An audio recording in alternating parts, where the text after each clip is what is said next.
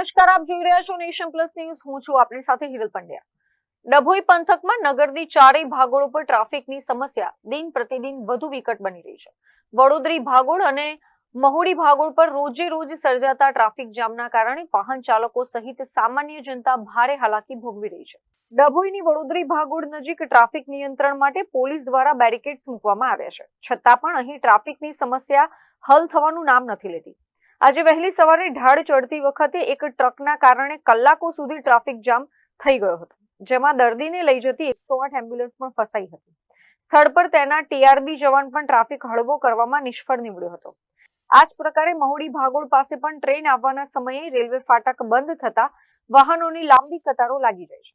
વારંવાર સર્જાતી આ ટ્રાફિકની સમસ્યામાંથી કાયમી છુટકારો મેળવવા માટે તંત્ર યોગ્ય અને સખત પગલાં ભરે તેવી સમગ્ર ડભોઈની જનતા માંગ કરી રહી છે.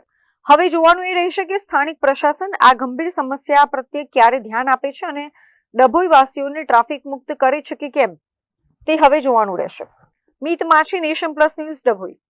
સમાચારોના સતત અપડેટ મેળવવા માટે અમારી નેશન પ્લસ ન્યૂઝની યુટ્યુબ ચેનલને સબસ્ક્રાઇબ કરો, બેલ આઇકન દબાવો અને જોડાયેલા રહો ફેસબુક, ઇન્સ્ટાગ્રામ અને ટ્વિટર પર.